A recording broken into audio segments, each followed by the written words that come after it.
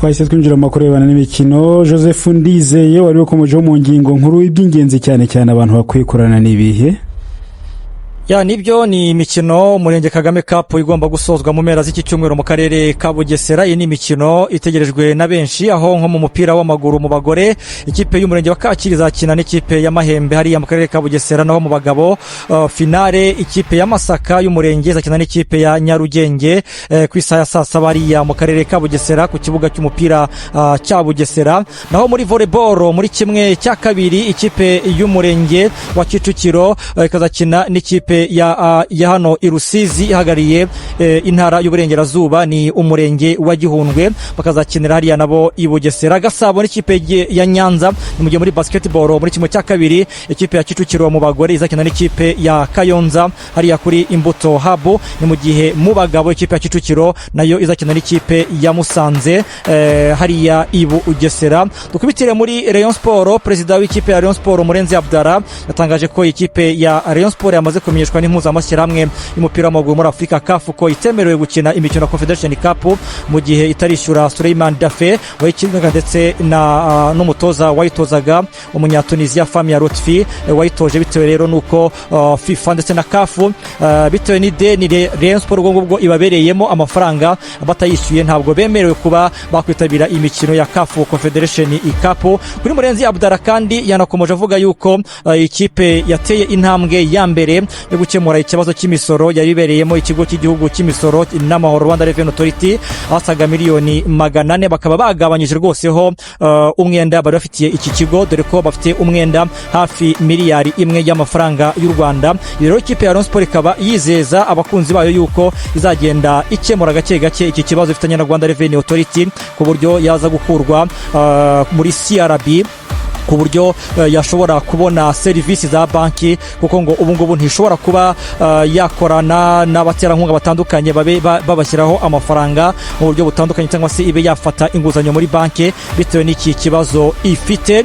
Twambuka kandi mu yandi makuru, irushanwa ryo kwibuka muri volleyball ku nshuro ya 32 rikomeje kubera i Kigali, ryatangiye kuri uyu wa gatanu, aho amakipe atandukanye yakinnye nko mu ikipe ya Gisagara Volleyball Club yaje gutsindwa n'ikipe ya APR Volleyball Club amaseti 3-2. Hano ni mu bagabo. Ni mu gihe mu bagore nabo iyi mikino yakinwaga nkaho ekipe ya Kepra yaje gutsinda ekipe ya Nkumba yo mu gihugu cya Uganda. Ni imikino myinshi cyane Ferdinand. Naho muri Afrika ekipe igihugu ya Ghana ku tariki 23 mu gikombe cy'isi ni batsinda Abongereza, bazaba babonye intsinzi yabo ya 7. Niyo kipe ya mbere mu gihugu hano ku mugabane wa Afrika yaba ibikoze, ikaba ifite yaba ibonye intsinzi nyinshi cyane mu mikino y'igikombe cy'isi. Na ikipe mu Bwongereza championa yaho byamaze gutangazwa yuko izatangira tariki 21 Kanama, aho umukino ubimburira indi yose uzawuza ikipe ya Arsenal ndetse n'ikipe ya Coventry City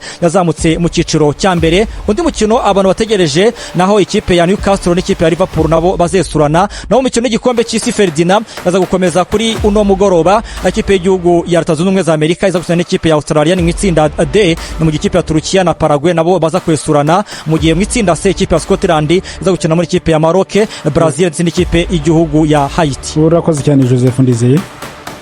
Mamwe ndabashimiye cyane Ferdinand. Duhite twinjira mu makorebana n'imyidagaduro, kuko ibyo ntabwo itana n'imyidagaduro. Niyo mpamvu turi kumwe na Karemera Onesphore we ari Huye, naho hakomereza ibitaramo bitandukanye muri weekend.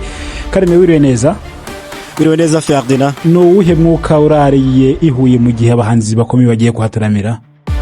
Umukuru ayihuye nta wundi, nkoresheje ijambo ry'urubyiruko, ihuye hari vibe, hari urujya n'uruza, hari amasono mobile ari gutembera umujyi wose atumira abantu mu gitaramo kizaba ku munsi w'ejo cya MTN Iwacu Muzika Festival. Icyuyo mwaka kigiye gutangirizwa muri aka karere ka Huye. Abahanzi bahageze mu mujyi ku gicamunsi, bararuhuka, bajya gusuzuma ibyuma bazaririmbiraho ku munsi w'ejo, bakora sport n'abaturage mu bizwi nka Huye Night Run. Ni igikorwa gisanzwe gikorwa n'abahanzi mbere y'umunsi umwe aho bari butaramire. N'ubu tuvugana hari abahanzi bari gusuzuma ibyuma bazaririmbiraho ku munsi w'ejo, by'umwihariko umuhanzi witwa Bushari ni ugezweho ariko ubwo yabanjirijwe na Davis D, hakurikiraho uwitwa Kenny Soul, hakurikiraho uwitwa Kivumbi King. Ubu tuvugana ndi kumwe na Bushari avuye kuri stage, nubwo mu bahanzi bazwi cyane mu gususurutsa abantu baho yagiye gutaramira. Bushari umaze gukora sound check ku munsi w'ejo, nuruhe ruhishuhishiye abantu by'umwihariko abateza amatwi Radio Rwanda mu makuru? Na ibidasanzwe ni performance nziza. Ndi kubasaba kuza kuko hano Huye ni home, ni mu rugo ewana, ndi umwana wo ku Gicumbi urabibona. Yego, mu ndirimbo numvise rwose harimo izagiye zikundwa akoze mu byatambutse, ariko si ubwa mbere utaramiye aha. Uhafite amateka meza ate? Bafite n'indirimbo cyashya, n'umujene wanjye ndi gufasha, ndi gusapotinga bamwita Kagame, nawe ejo bazamubona. Niyo mpamvu ibintu ni byinshi mbayishira, ariko urumva ndabasogongereje, ndababonjeje, sibyo mbakubise ku mubonjo, ariko nyine bazaza ari benshi. Kenya Trap family, Kenya Trap gengo ahiri hose kabisa, baze bari tayari, baze bafite amavuvuzera, baze bisiza amarange, ubundi dukoresho iteye ubwoba. Uwo ni wo mwuka uhari ku muhanzi witwa Bushari, ariko kandi turi kumwe n'abafana by'umwihariko. Aha ni ku Gicumbi cy'uburezi, hari kaminuza y'u Rwanda ishami rya Huye. Ndi kumwe n'umunyeshuri uhiga yitwa Bagirinka Alphonsine, n'umunyeshuri wiga mu mwaka wa mbere mu ishami rya Transport and Logistics. Avuka mu karere ka Rwamagana, ariko ngo kuba agiye kureba Iwacu Muzika ibera muri kaminuza ari nawo mwaka ahaje ngo ntibisanzwe.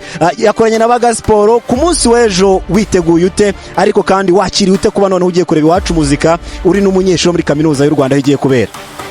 Murakoze cyane. Umunsi w'ejo ukuntu tuwiteguyeho murabibona nyine dufite vibes za danger. Icya mbere cyo nyine abahanzi twababonye twishimye, twatangiye kwitegura neza. Umunsi w'ejo bizaba ari bicika. Ninde muhanzi ufite amatsiko n'amashyushyu yo kuzareba ku munsi w'ejo ari kuririmba? Ntabwo nabyita nk'amatsiko kuko bakunze kuza inshuro nyinshi, gusa ntabwo Kenny Soul nyine ni umuntu nakuze mfana, nyine kumubona ari guperforminga numva bizanshimisha cyane kurushaho, nyine bizaba birenze. Gushinjwa akantu ko kutirekura, ejo uzabyina? Cyane, ntabwo wabura kuva ibiga nkahaje gushya, urabyumva nyine hazaba hahiye. Hari indirimbo nyinshi cyane nyine zizatuma gushya ntibikemewe. Hazaba hashyushye, abahanzi bazaba bashimishije. Yego, hanyuma Ferdinand Soza, ndi kumwe n'undi musore witwa Patrick Ishimwe, no mu murenge wa Tumba, n'umurenge wegeranye n'iyi kaminuza y'u Rwanda turimo. We witeguye ku munsi w'ejo, ninde muhanzi wifuza kuzareba? Murakoze cyane Radio Rwanda. Ubundi ku munsi w'ejo ni moto umuhanzi nshaka kureba, subwa menza amurebye amwita Bushido ufite amatwi ya performance y'umwaka muri Iwacu Muzika Festival. Umuhanzi wa kabiri amwita Polivara. Yego, avuze Polivara ni no muhanzi wahawe amahirwe yo kuzasangira urubyiniro n'abakuru be, no muhanzi ukizamuka wo muri aka karere, ariko n'ubundi nk'ibisanzwe aho Iwacu Muzika